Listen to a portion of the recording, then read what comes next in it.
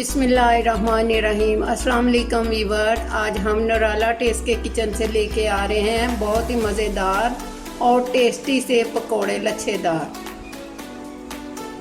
तो बनाने के लिए किन किन अशिया की ज़रूरत है, आइए स्टार्ट करते हैं। आलू 2 अदद, प्याज 1 अदद, बेसन 1 कप, सब्ज़ मिर्चें 3 अदद, सब्ज़ धनिया हस्बे ज़रूरत, अनारदाना 1 टेबल स्पून, कसूरी मेथी 1 tablespoon, chilli flakes half teaspoon, सूखा धनिया 1 टेबल स्पून, लाल मिर्च हाफ टी स्पून, नमक 1 टीस्पून, जीरा हाफ टी स्पून, अजवाइन 1/4 टीस्पून, मीठा सोडा 2 चुटकी, हल्दी हाफ टी स्पून। तो चलिए स्टार्ट करते हैं। सबसे पहले आलू डालने हैं जो बरीक बरीक चॉप किए हुए हैं। बिस्मिल्लाहिर्रहमानिर्रहीम। प्याज 1 अदद जो बरीक बरीक उसे भी काट लिया था।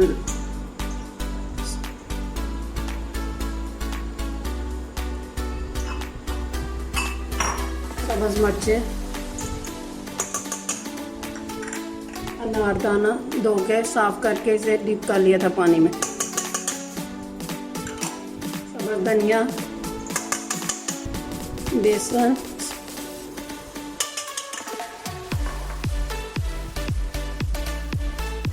तो सारे स्पाइसेस हम लोग ऐड कर देते हैं। बिस्मिल्लाहिर्रहमानिर्रहीम। तो चलो सब चीज़ों को हम लोग पहले बेसन और सारे मसाले मिक्स कर लेते हैं, फिर बाद में पानी, जितने पानी की ज़रूरत होगी वो हमने डालना है।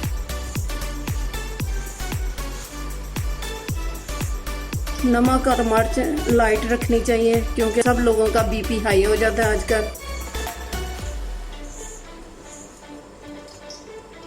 अब थोड़ा थोड़ा करके पानी डालना। ऑयल हमारा हो गया गरम, तो इसके अंदर अब डालते हैं पकोड़े। बिस्मिल्लाह। पकोड़ों को ज़्यादा ऐसे इकट्ठा करके नहीं डालना है, ऐसे करके डालना,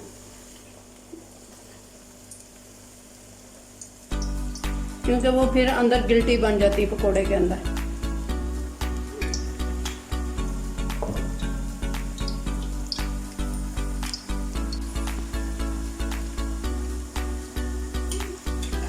एक साइड हमारी पकोड़ों की बाकी है। मैं हमेशा अपना खाना जो है ना सरसों के ऑयल में बनाती हूँ, और ये इसमें लोहे की कढ़ाई इस्तेमाल कर रही हूँ, इससे ख़राब नहीं होते। लेकिन हमारे पकोड़े हो गए तैयार। आज में अब इसे बाहर निकाल लेते हैं। बिस्मिल्लाह।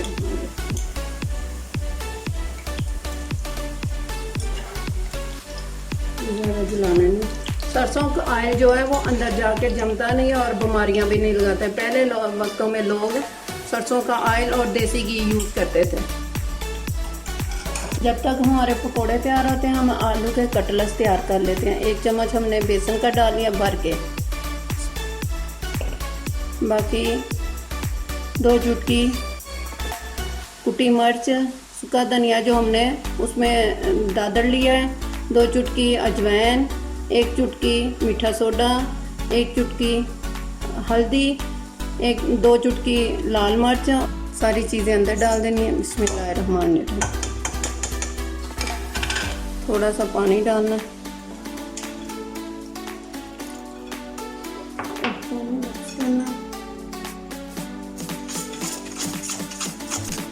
ऑयल हमारा पहले से गर्म था, इसीलिए हम लोग आलूओं को बेसन लगा के अंदर डाल देते हैं।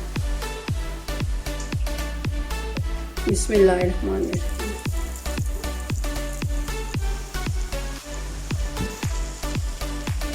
ये ले, एक साइड हमारी पक गई है। बिस्मिल्लाहिर्रहमानिर्रहीम।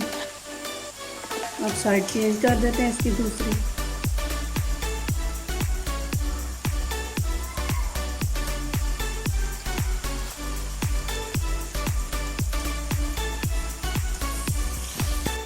कटलेट्स हो गए हमारे तैयार। अब इसे डिश आउट कर लेते हैं। बिस्मिल्लाहिर्रहमानिर्रहीम।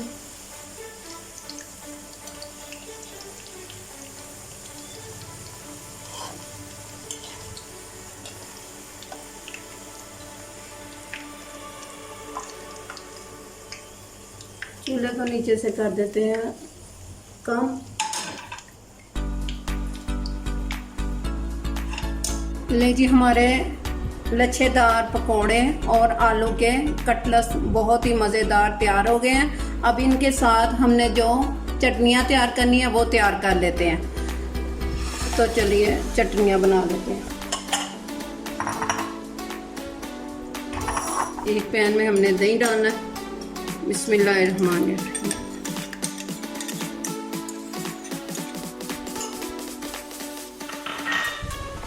अब इसमें सवा चटनी डालनी है।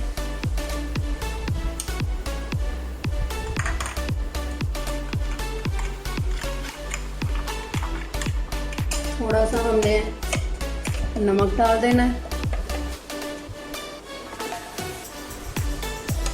और ये हमारी दही वाली चटनी तैयार हो गई है। साथ ही अब हमने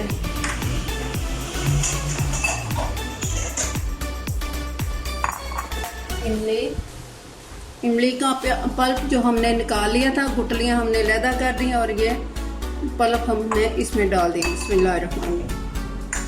इसमें सब्ज़ चटनी डालनी है जो हमने बारीक करके रखी थी, वो डाल देनी है।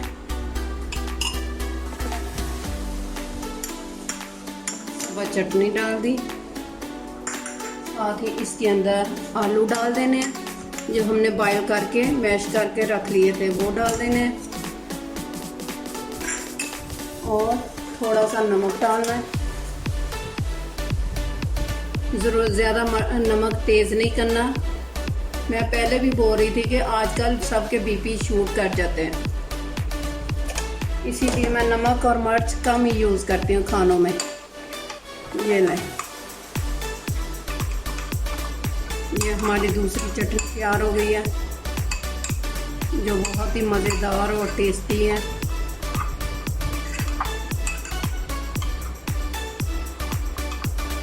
ये पकौड़ों और कटलेट्स के साथ आप खाएं, बहुत ही मज़ा आएगा आपको। आप भी ज़रूर ट्राई कीजिएगा।